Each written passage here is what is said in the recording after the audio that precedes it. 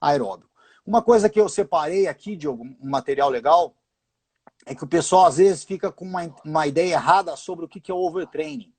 E aí, o que acontece? O overtraining hoje, se você for analisar na literatura, eles estão transformando como síndrome do overtraining. Por quê? Porque são vários fatores. Então, nós vamos tentar analisar algum desses fatores. E o que o pessoal geralmente chama como overtraining, na verdade, é o overreaching. O que é o overreaching? É como se fosse a fadiga aguda momentânea que ocorre devido ao exercício físico. Então, o atleta praticou o exercício físico na segunda, ele vai fazer o quê? Ele vai ter uma depressão, que pode ser no caso de glicogênio muscular, ele pode ter uma fadiga devido a microlesões musculares. E no dia seguinte, então, ele não está com a mesma performance, sua performance é diminuída. Sim. Mas isso não é overtraining, isso é o overreaching. Esse overreaching, se a gente fizer ele de forma correta, ele vai ser chamado de overreaching funcional, que é o quê? Eu estou planejando essa carga para que o meu organismo ele sinta esse esforço, mas ele se recupere. Se eu fizer isso de forma correta, o que vai acontecer? Esse efeito dura dias, alguns dias, podendo chegar a semanas, se for muito intenso, mas ele recupera. Sim. Ele recupera com questão aí de 5 a 7 dias de recuperação. Então você vai treinando, aí você chega perto da competição, você alivia o treino e você consegue chegar então nesse efeito de supercompensação. O overreaching ele pode ser não funcional. O que seria o overreaching não funcional? Que é que o pessoal confunde às vezes com overtraining. Ele começa a treinar muito intenso, todo dia, por vários meses, aí começa a sentir o organismo perdendo performance. E essa performance pode durar de semanas até meses. Então, esse é o overreaching não funcional. Não é legal isso. O que pode acontecer? Pode levar efeitos psicológicos, eu vou falar no final. O que eu recomendo assim, então? Você ir treinando e a cada questão, vamos dizer, a cada 2, no máximo 3 semanas, você tirar uma semana para você reduzir um pouco o seu volume de treinamento. Vamos dar um exemplo. O cara que treina 2 vezes por dia, segunda, quarta e sexta, e treina terça e quinta, ele treina um treino. Então ele faz 8 treinos na semana, correto? Correto. 8 treinos na semana. Ele faz isso 2, 3 semanas, na terceira ou na quarta semana, ele tem que reduzir esse volume para 6 treinos. Ele tira, vamos dizer, 20% do seu treino. Ou ele pode fazer as mesmas sessões, as 8, mas ele, em vez de treinar 1 hora, ele vai treinar 45 minutos. Aí ele está reduzindo o volume. Isso é importante por quê? Para que o organismo se recupere e ele entre nesse overreach funcional, atingindo a supercompensação. O atleta, caso não faça isso, então vários estudos eles mostraram que se você treinar todo dia, não tirar pelo menos um dia off na semana, você em 3 semanas você pode entrar no overreaching não funcional, que a longo prazo vai levar num overtraining. Então, a recomendação é que quem gosta de treinar todo dia, tira um dia na semana off. Pode ser no domingo, pode ser no meio da semana, como você quiser. Como que eu gosto de treinar os meus atletas? 2 dias, não off, mas recuperação ativa. Então, segunda e terça, 2 a 3 treinos. Quarta-feira, um trabalho mais técnico, mais recuperativo, com massagem, com cardio, com recuperação ativa. Quinta e sexta, 2 a 3 treinos. E aí no sábado, 1 treino e domingo, tirando o off completamente. Então, se você fizer esse modelo tem muito nos nossos livros, você consegue treinar o atleta aí por meses sem você entrar um overreaching não funcional e principalmente evitando o overtraining. Tá? Então, essa seria aí a recomendação para quem está começando. Outro fator muito importante que você falou, que você perguntou para quem está voltando, certo? Então o cara ficou aí 2 meses em casa, vai voltar para academia. Muito importante que ele minimize a dor muscular tardia. Por quê?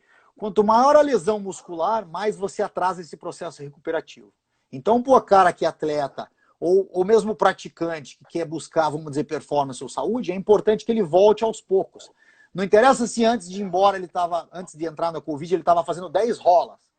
Ele vai voltar e vai falar, vou fazer 8. Não é muito. Eu recomendaria metade, 5, 4. Tá? Então, um volume que caiu pela metade. Você ainda pode manter uma certa intensidade, mas um volume reduzido.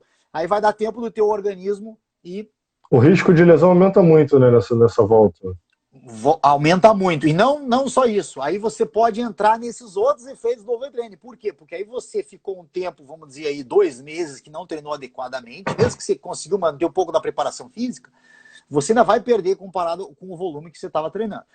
Então, você vai fazer o quê? Você vai aumentar essas lesões musculares, e essas lesões musculares atrasam o processo recuperativo. Isso vai acumulando, porque o atleta vai falar, agora eu vou tirar o atraso, vamos dizer assim, aquela mentalidade. Eu vou recuperar o tempo Sim. perdido. Aí ele vai começar a treinar tão rápido que não vai dar tempo de recuperar, e essas lesões vão agravando e vai atrasando todo esse processo. Então, para quem está voltando, tentar diminuir ou a intensidade ou, muito importante, o volume. Tá? E dando tempo para o seu organismo voltar. Outra coisa muito importante que eles viram aqui nas últimas pesquisas que eu tenho lido, que caso você esteja treinando agora já para performance, você está aumentando o seu volume de treino, você tem que tentar fazer algum método de teste para você saber se você está entrando em overtraining ou se você está num overreach não funcional, que é aquele que você já começa a perder performance. E o que eles viram? Que o teste que somente analisa a força máxima, estudos mostraram que o nosso organismo ele consegue preservar a sua 1RM, então a força que você consegue em um movimento máximo, mas sem você necessariamente estar recuperando. Tá? Então o que você tem que fazer? Você treinar, mas tentar fazer algum controle para você saber se não está entrando nesse overreach não funcional. E 1RM não é o melhor método. O que seria o melhor método? Métodos que analisam a taxa de produção de força, Rate of Force Development. Então, para isso, tem sensores que pode usar na barra, tem aplicativos hoje que simulam, que gravam o movimento, e aí você consegue ver. Se você tiver, vamos dizer, num movimento tipo agachamento, perdendo velocidade no movimento, é mais importante você analisar essa perda de velocidade do que a perda de força. Tá? Então é importante tentar quantificar a taxa de produção de força ou potência em vez da força máxima. Esse que seria o detalhe aí. Se você tiver num caso que está voltando e você precisa, o que você pode fazer? Utilizar suplementos. Tá travado para você, Diogo, ou não? Não, aqui não. Dá umas travadas, mas enfim, às vezes é o lag dependendo da região da pessoa, já destravou, enfim. Tá bom. Mas aqui não está travado agora, não. Tá, se tiver travado, me avisa, tá? Então, o que acontece? Então, Aviso o que sim. tem que fazer, então? A pessoa vai treinando, ele tem que tirar pelo menos um dia off na semana, ele tem que tirar a cada 3 semanas, não mais do que 4 semanas, uma semana com volume reduzido de treino, e ele pode, caso ele esteja buscando uma competição, usar algum suplemento. E esse suplemento vai ajudar ele a passar. Então, vamos dizer, o cara está no camp de treinamento, ele não pode ficar tirando muitas semanas off para recuperar. Sim. E ele pode usar o que? Um suplemento. Aí que seria a hora de usar uma creatina, por exemplo, utilizar uma whey protein, utilizar suplementos com BCAA, que vão estimular essa síntese proteica, vai ajudar a recuperar um pouco mais rápido.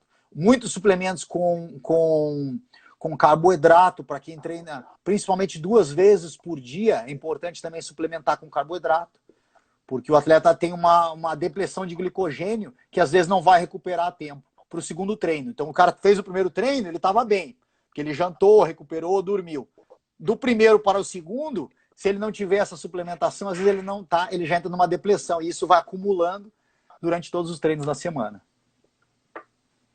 É Tá? isso, uma aula aí de preparação para o pessoal que está acompanhando. Depois também vai estar lá no nosso feed, para quem não conseguiu pegar a explicação toda na íntegra, né? Porque às vezes o pessoal entra na metade da explicação, mas vai estar lá no nosso Instagram para quem quiser rever.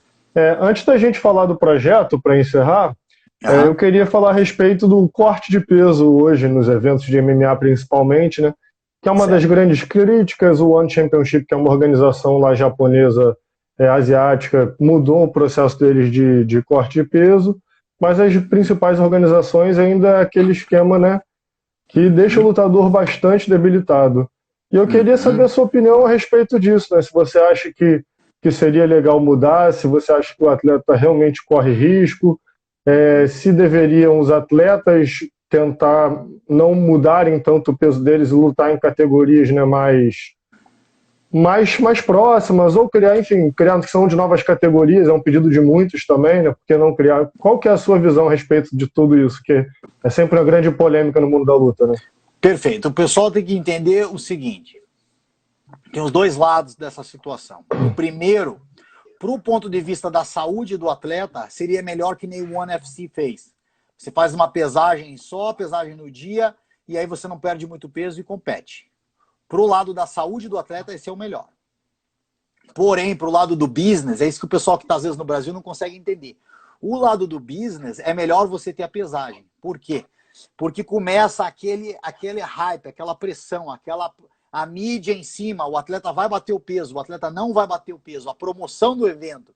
Então você pode ver que, por exemplo, um atleta que nem era grandes coisas alguns anos atrás, o Conor, ele ficou famoso por quê? Pelo jeito dele promover as suas lutas, pela sua mídia, do jeito que ele fazia na pesagem. Então a pesagem criou muito disso, dessa hype que o Conor fez. Então, para o lado do esporte profissional, é importante ter a pesagem. Tá? Para o lado da saúde, não é. Então, eu, como professor universitário, com certeza recomendaria pesagem no dia. Para o lado profissional é melhor. O que tem que ser feito agora, então, para você minimizar esses problemas? O pessoal aí que sabe, acompanha nos nossos livros, nós temos vários recordes. Gleison Tibau, o atleta que mais perdeu, mais recuperou. E fizemos isso inúmeras vezes. O Everton hoje que acompanha ele, na American Top Team, depois que eu saí. E continua. O atleta que é preparado para isso, ele não vai sofrer tanto. Então, vamos dizer, o que seria um atleta preparado? Aquele atleta que já veio de um background, por exemplo, do wrestling. O wrestling aqui...